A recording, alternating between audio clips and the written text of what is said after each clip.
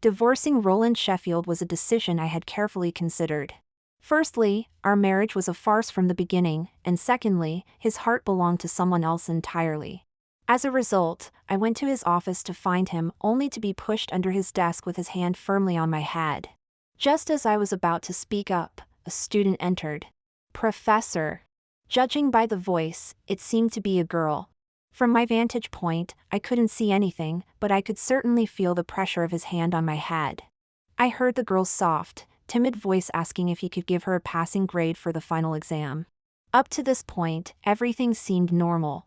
But then the girl suddenly added in a whisper, "Professor Sheffield, I'll do anything for a passing grade." In the quiet office, there were ostensibly only 2 people present. I felt like an unwitting third party, crouched under his desk. His hand was still pressing down on my head. I heard him ask, "Really, anything?" The girl's voice trembled as she affirmed. Roland Sheffield's tone remained as measured and deliberate as ever. But at that moment, not just the girl, but even my heart was racing. "Then could you please prepare properly for next term's recit?" Professor Sheffield certainly lived up to his nickname of the living nightmare given by his students. Even I, hidden under the desk, could hear the girl's sobs. After the girl left, I finally emerged from under the desk. "Why did you shove me under there?" I demanded. He leaned back in his chair, smiling. Roland Sheffield often smiled, but I knew that most of the time, his smiles were fake. In fact, this man's temper was far from pleasant. "Sylvia, repeat what you just said to me before." He tapped the desk lightly. "Why did you shove me under there?" The sentence before that. "I want a divorce, Roland Sheffield." His fingers stopped tapping the desk, and he looked at me seriously. "Don't even think about it, Sylvia Fairfax." "I don't understand." He clearly doesn't like me, so why does he insist on not getting divorced? So I took out the printed divorce agreement and spread it on the table for him to see. "Roland Sheffield, have a look at this. If we divorce, we have 2 properties.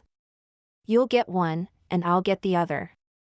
The car was bought by you, so it'll be yours. We don't have children, so we don't need to discuss custody arrangements. As for personal assets..." Roland's long fingers picked up the divorce agreement, then quite naturally dropped it into the paper shredder beside him. I swallowed the swear words that were about to come out of my mouth. Because I suddenly remembered that Roland had previously taught me not to swear, using some rather unorthodox methods. "It's poorly written."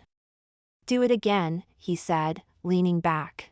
"Do you think I'm submitting an essay to you?" "I'm not your student anymore, Roland." Yes, you're my wife," he said, completely ignoring me as he stood up to tidy his lesson plans on the table. He took the opportunity to lean down and kiss the corner of my lips. "I have a meeting tonight. If you don't want to wait for me, go home first.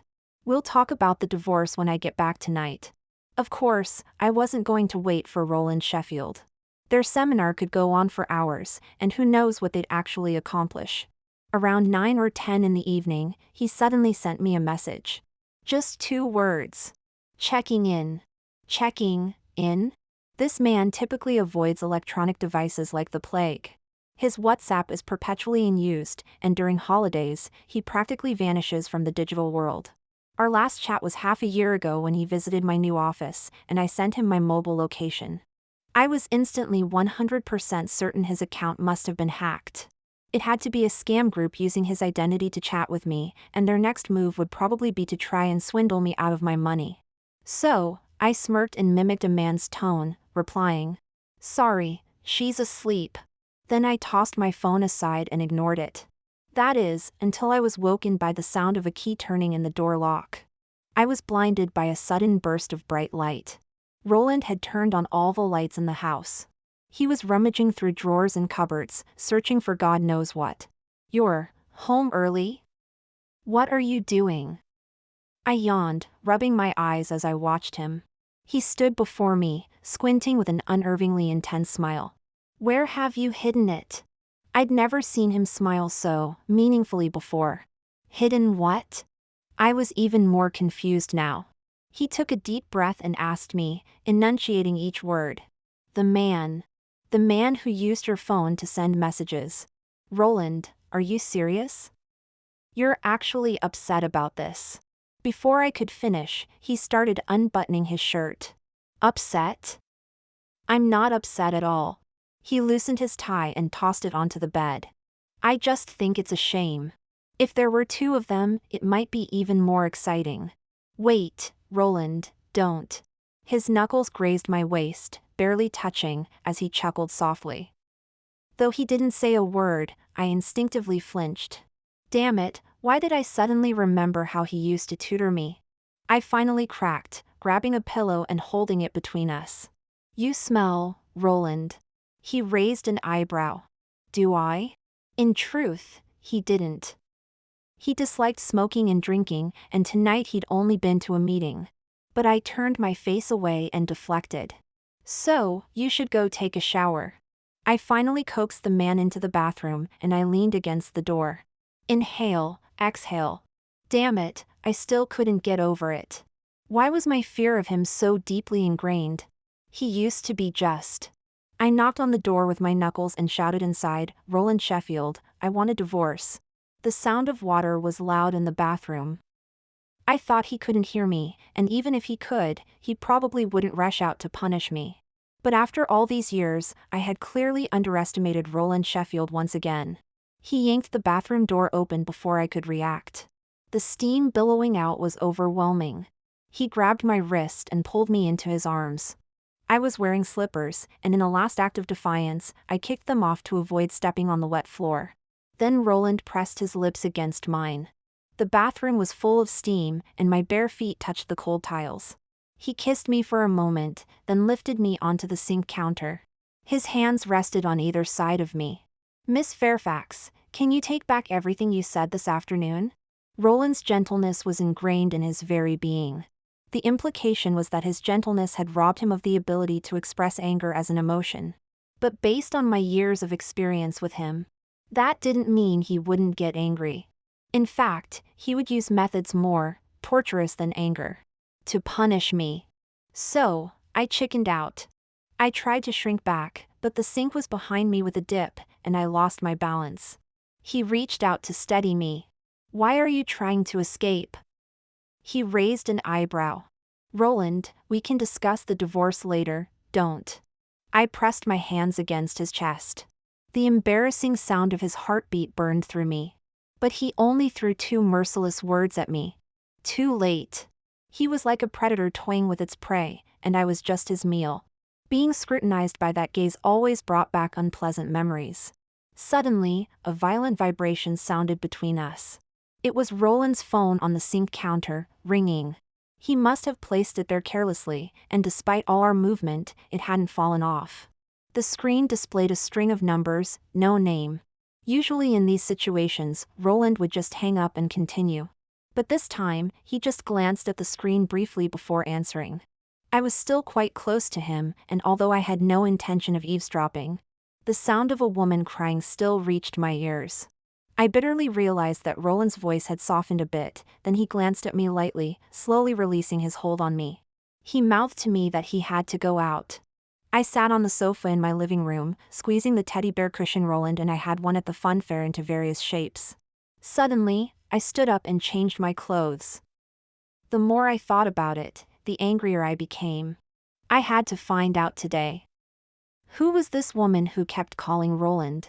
Yes, I suspected Roland Sheffield of having an affair. Lately, he'd been coming home late from work sometimes, and I'd been trying to bear it. After all, it wasn't his choice to be with me in the first place. But why was he so kind to me?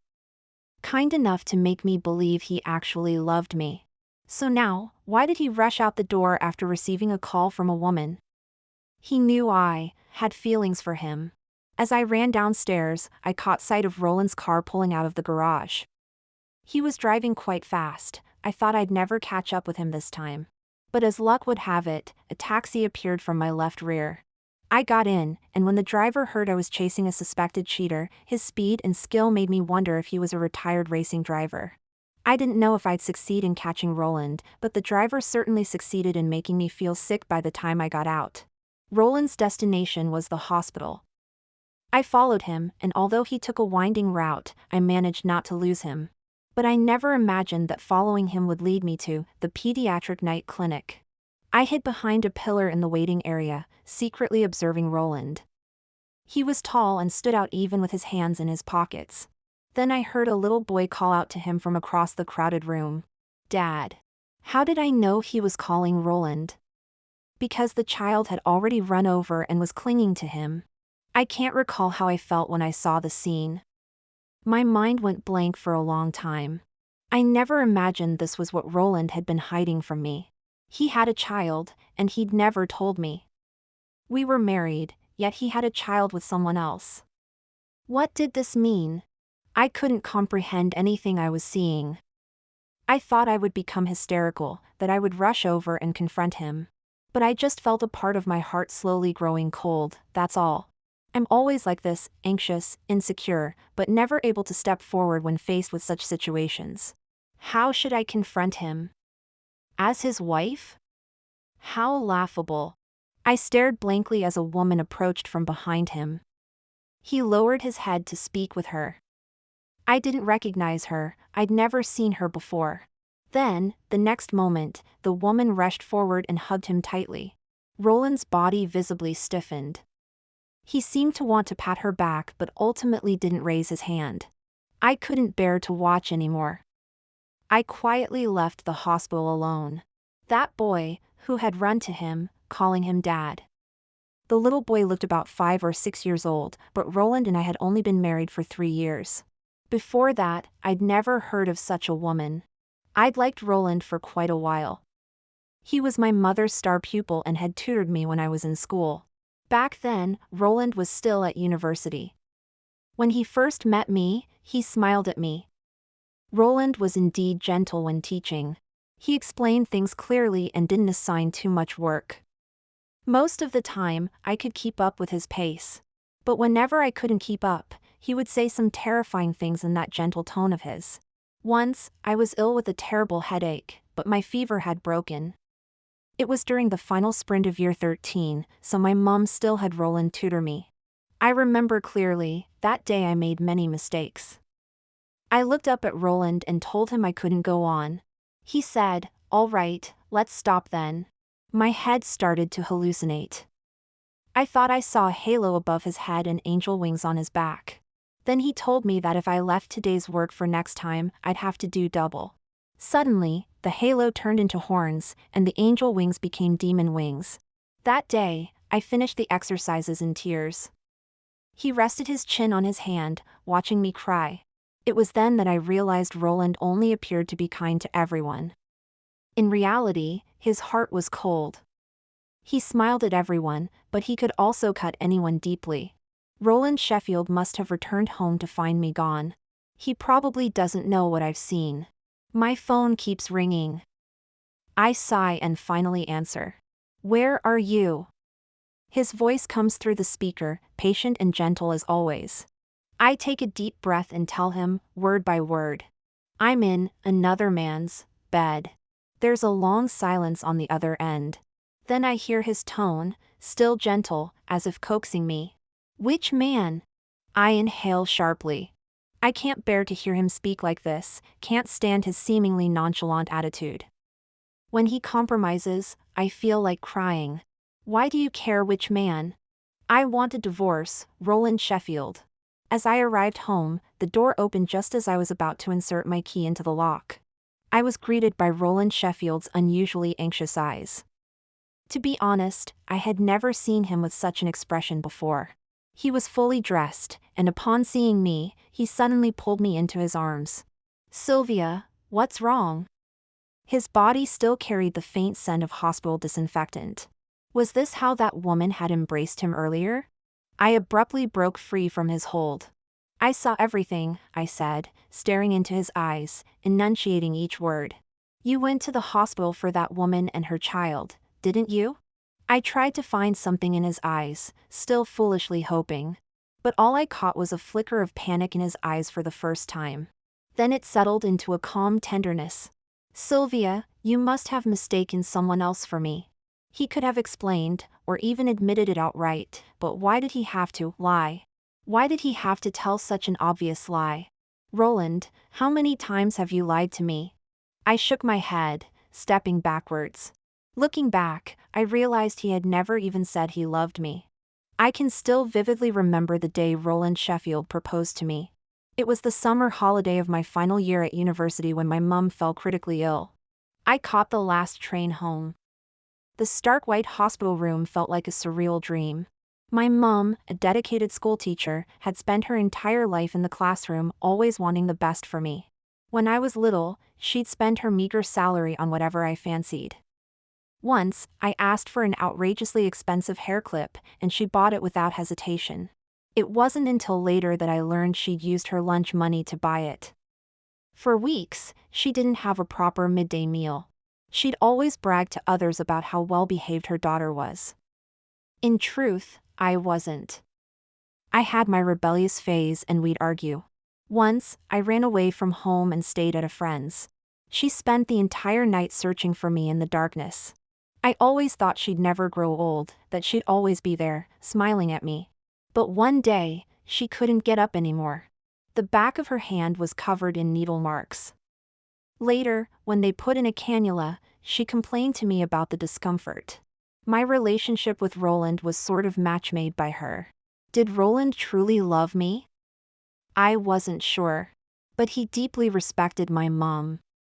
After all, she'd helped scrape together his tuition fees back in the day. I loved Roland. He was the man who filled my entire adolescence, my teenage crush. He was gentle and restrained, except in bed. I should have realized earlier, when we were intimate, that he wasn't really the gentle soul he appeared to be. That day, I stood outside my mum's operating theater. He pulled me into his embrace. I loved Roland's scent. He didn't smoke, always smelling fresh and clean. I thought we'd date for a few more years. Until he took my hand and slipped the diamond ring onto my finger. My mind went blank, but he whispered in my ear. Your mom wants to see us married. Let's do it soon. I returned to my mum's old house. I had nowhere else to go, so packing was simple. Roland Sheffield watched me pack, and I found it hard to get anything out of him. I had a vague feeling that he was going to defend that woman to the end. My mum always said men like Roland were hard to find, but now I couldn't agree. Roland wouldn't agree to a divorce, so I was preparing to take him to court. Before that, I needed to find evidence of his affair. And that woman. I had to figure out who she was. At the hospital that day, I was too far away and only got a blurry glimpse of her face. But if it was something important enough to go to the hospital for, it couldn't have been just a one-day visit. I staked out the pediatric department, originally planning to wait for a day or two. I figured I might need to hire a private investigator to handle this later. Unexpectedly, I ran into them on the first day. It seemed the little boy was ill. He was crying and whimpering, being led by the hand by his mom. The mother and son went into the specialist clinic, then came out later to register and buy medicine. During university, I had a phase where I fancied myself a detective. I joined the school's detective society and became great friends with the president. Every day, we were either helping the security guard find his cat or providing juicy scoops for the tabloids. Thanks to that time, my stalking skills became better than the average person's. But I never imagined that woman's home would be in the same estate where I lived. I confronted the woman directly. At this point, I didn't want to hide anything anymore, or perhaps I was just blinded by anger. The person I had been searching for and suspecting for so long. Was she really this close to me all along? I bet Roland Sheffield had been visiting her house quite often. When the woman saw me, she was startled at first. Her face suddenly turned pale, and she began to back away. It was clear she didn't want to talk to me. She had a rather plain appearance, not particularly striking. I had thought that someone who could captivate Roland would be more alluring. You, don't come any closer, the woman shook her head at me. I was a bit surprised. Judging by the child's age, she must have known Roland earlier than I did. Yet facing me, she seemed to lack confidence. I just want to ask you a few questions, I took a deep breath, trying to calm my anger. But she kept shaking her head until I had backed her up to the edge of the staircase. Suddenly, she said loudly, if you come any closer, I'll. I'll call Roland. So that's where her confidence came from. I raised an eyebrow. Perfect, I wanted to clear things up with everyone present anyway. So, I called Roland. He answered almost immediately. Sylvia. Still so intimate. I let out a cold laugh and asked him, do you know who I'm standing in front of right now? Roland, being as clever as he is, probably understood my intention immediately. There was a long silence on the other end. I didn't wait for his answer and continued. It's that mother and child you secretly met at the hospital last time. Guess what I'm going to do to them? To be honest, I had imagined his response many times when confronting him. He had never been angry with me before, so I naturally assumed he would joke around and brush me off. Unexpectedly, his tone immediately turned cold. Sylvia Fairfax, I'm warning you. Stay away from her. I had never been scolded by Roland before. I didn't know what he was like when he was angry. I thought anger wasn't even an option in his life. So, my hand holding the phone trembled a bit. He seemed to realize this and softened his tone. Be good, don't get involved in this. I was almost shaking with anger, but I didn't want to lose my composure in front of this woman holding a child. Roland seemed to be explaining something on the phone, but my head was buzzing and I couldn't make out a word. Anyway, he was probably just telling me not to bother this mother and child, right? What exactly is your relationship with Roland Sheffield? I hung up the phone and stared at the woman in front of me. Just then, she suddenly pushed me hard. Get lost! Who are you? What do you have to do with me? The woman suddenly raised her voice, waving her arms. To be honest, I was a bit shocked by the scene, my mind went blank for a moment. Don't come looking for me again. I don't know you. She pointed at my nose and shouted, completely different from her meek appearance earlier. I found the nearest convenience store to my home. I had just recorded the conversation between that woman and Roland Sheffield. Although I still hadn't figured out their relationship, I probably had enough evidence to file for divorce. Roland Sheffield called me over a dozen times after that, but I found it annoying and simply blocked him. As the sun set, I gazed through the glass window at the passing crowds. It seems life will always have its troubles. If nothing had happened, Roland Sheffield would still be my husband, and I would still be secretly possessing him. But who knows how many disgusting things the person who's gentle to you has done behind your back. Miss, do you also know that lady with the child from earlier? A young man suddenly sat down next to me. He had an eyebrow piercing and looked like a university student, though he seemed a bit too thin. Who is she to you? This young man's appearance was strange, and to be honest, I really didn't want to revisit what had just happened. So I ignored him and got up to leave the store. As I walked out, I instinctively looked back. To my surprise, that young man was still staring at me through the glass window. I felt a chill run down my spine. It seemed I was encountering strange people all day. I had originally planned to take a taxi home. But at the usually busy intersection, I couldn't hail a single cab. After waiting for about 20 minutes, I was getting quite hungry. Seeing a full English breakfast stand by the road, I walked over. No baked beans, please, I told the vendor. The vendor seemed distracted, mumbling a vague response. Then he poured a large heap of baked beans onto the plate. He seemed to finally realize his mistake and tried to scrape the beans off with a large spatula. All I could think was, mate, the eggs are already overcooked beyond saving. In an extremely foul mood, I snatched away the breakfast that the vendor had angrily chopped into tiny pieces. I stood at the intersection, ready to rent a bike if I couldn't get a ride. The wind stirred up leaves swirling on the road.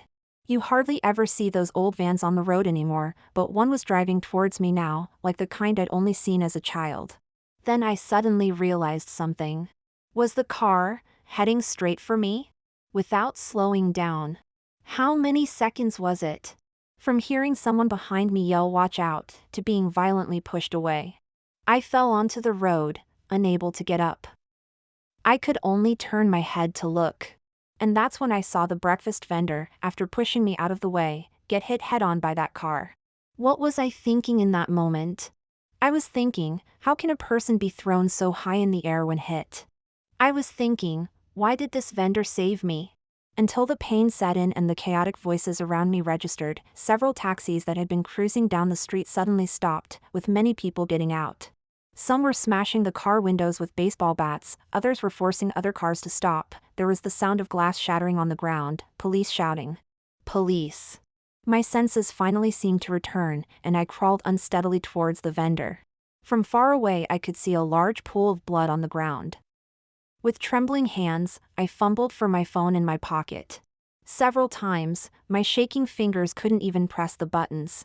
I kept repeating the location and situation to the operator, only then realizing how noisy the environment was, how loud the commotion. The operator was still asking about the victim's condition, telling me they had already dispatched an ambulance. The operator asked me several times if the victim was still conscious. Holding the phone, I suddenly found myself unable to speak. What vendor? The wig had fallen off, and so had the fake beard. Roland Sheffield. Your full English was truly awful.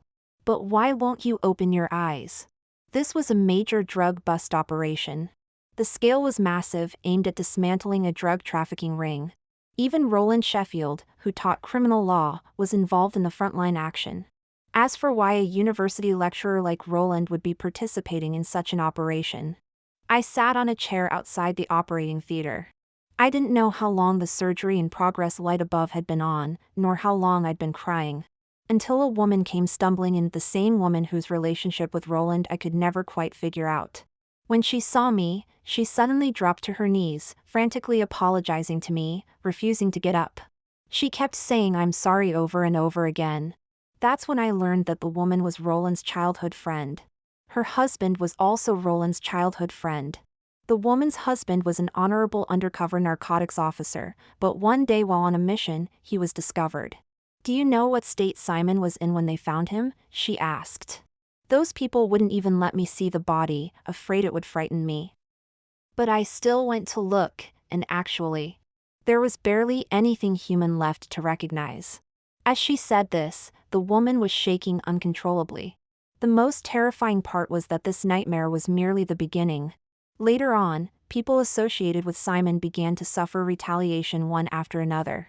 The woman had a newborn child sleeping in the hospital room. Someone snuck in at night and injected the baby with a drug. The injection was in the brain. Although the child was brought back from the brink of death, the brain suffered permanent damage. That's why the child now calls out Mummy and Daddy at random. When talking about her child, the woman cried uncontrollably. In the corridor outside the operating theater, the dim fluorescent lights cast shadows on people's faces. I didn't know how long I'd been sitting there. Nor did I know what I should be thinking about.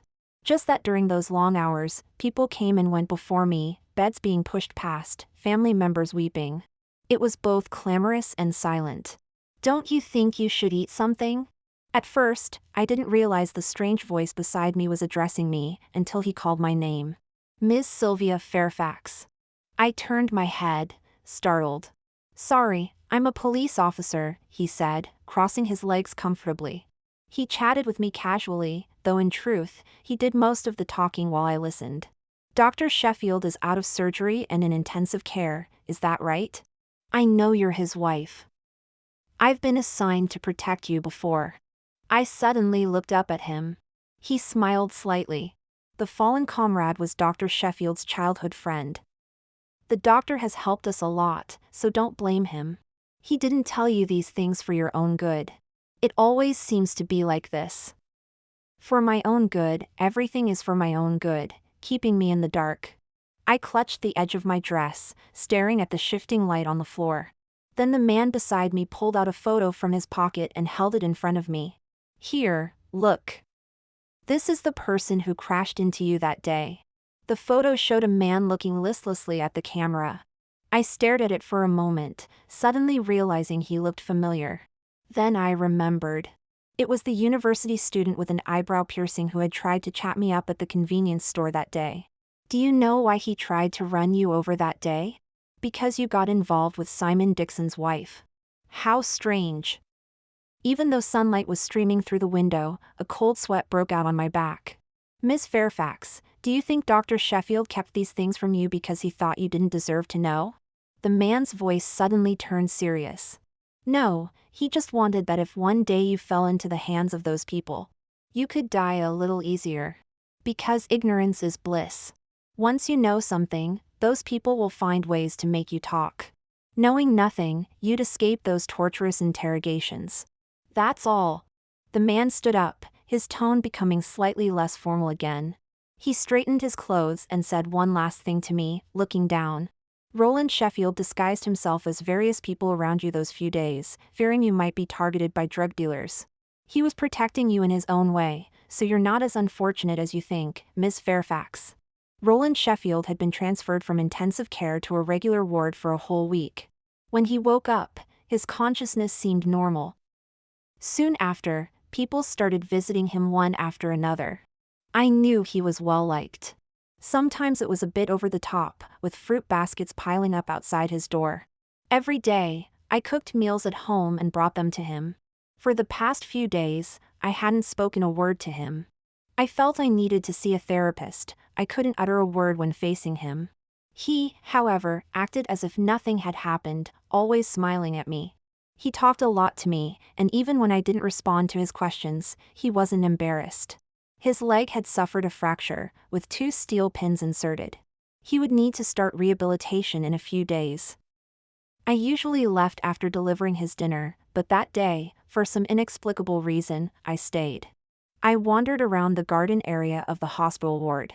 The sunset sank below the horizon, and the city skyline faded into darkness. Twilight settled in, and the wind rustled through unnamed flowers. I sat there for a long time. Humans are such strange creatures, always conflicted, confused, and never able to be completely open and straightforward. I returned to Roland's hospital room. He was probably asleep, as the lights were off. The window was open, and the curtain swayed gently in the breeze, creating shifting shadows. I thought to myself, perhaps everything would be smoother without me. Suddenly, I was pulled into an embrace. Roland's shoulder carried the scent of antiseptic. As I stood there in his arms, the shadows of trees outside flickered across the room. Suddenly, I felt an overwhelming urge to cry. I heard my own breath catch, and then my nose began to sting. His voice was slightly hoarse, breaking the profound silence of the night. "I'm sorry, Sylvia. I always thought I could give you the happiness you wanted, but I didn't realize that wasn't what you truly desired. I promise you, from now on, I won't keep anything from you. Can you forgive me this once, Sylvia?" The evening breeze gently rustled, and the moonlight hid in the wisps of hair at the nape of his neck. "I always thought I was making you happy. But you've been unhappy because of me, haven't you?" The day Roland Sheffield was discharged from the hospital, I was sorting through our letterbox when I found a letter that had arrived not long ago. The writer was that woman. "Dear Sylvia Fairfax. By the time you read this letter, I will have gone somewhere else. Although Simon and I grew up with Roland, I've always seen him as a little brother. I actually attended your wedding, but due to my relationship with Simon, I came secretly. I quite like you, and most importantly, Roland likes you very much. I hope you'll be well, truly. I think if it weren't for this incident, we could have been friends, couldn't we? But I've already caused the death of several friends. So, I'm planning to go somewhere no one knows. I hope you and Roland live well and have a long life together." I closed the letter. But at some point, I suddenly realized. What did she mean by going somewhere no one knows? I went to find Roland, called him, and then we went to the police station. Sure enough, there was no news of the mother and son. The last place they were seen was at a scenic spot in a small town on the edge of the city, where there were very high sea cliffs. Waves crashed against the shore, the foam dissipating like an illusion. Finally, at the end where the waves couldn't reach, a pair of women's shoes was found. The woman's name was Winifred Huxley. In her suicide note, she said her husband loved that sea. Every time her husband was on holiday, they would go to that sea. She said she wanted to see the sea with her husband one more time, taking their child with them. The woman was buried next to her husband's gravestone. That day, it was raining heavily. As the year drew to a close, my social engagements began to pile up. Coincidentally, during this period, Roland had much more free time than I did. This meant it was his turn to drive me to and from these drinking sessions. Although he always reminded me not to drink too much, due to certain unavoidable circumstances, I would invariably end up completely sloshed. As usual, I walked out of the hotel lobby with my colleagues. Once outside, the autumn night's chill would immediately creep under our collars. Roland used to arrive early, but today he seemed unusually late. While my colleague waited for a taxi, we chatted idly. "Your husband is so good, always coming to pick you up." I pursed my lips and tucked my neck into my scarf, feeling the road in front of me swaying slightly, my vision filled with a blur of colorful lights. Yes, he's good at everything, hick. It's just that he doesn't love me. He's just a bastard, you know? You can't tell he's a bastard, but he really is one. My mind was desperately trying to recall how he had tormented me last night, but I couldn't find the right words. By this point, my colleague had stopped responding to me. I squinted, trying to make out the tall figure that had appeared before me, taking a moment to realize who it was. Oh, Roland. He'd come to pick me up. Are you cold? He reached out to touch my face, and I flinched. His laugh was soft and ticklish. I couldn't bear to see his smile, so I shook off his hand. He followed closely behind me. I want a divorce, Roland. The car's heater was on full blast, emboldening me a bit. He sat in the driver's seat, the chaotic and brilliant colors of the traffic lights scattering in my eyes. Darling, the local authority office isn't open at night. I thought for a moment, realizing he was right. Just then, I noticed something on the seat next to me.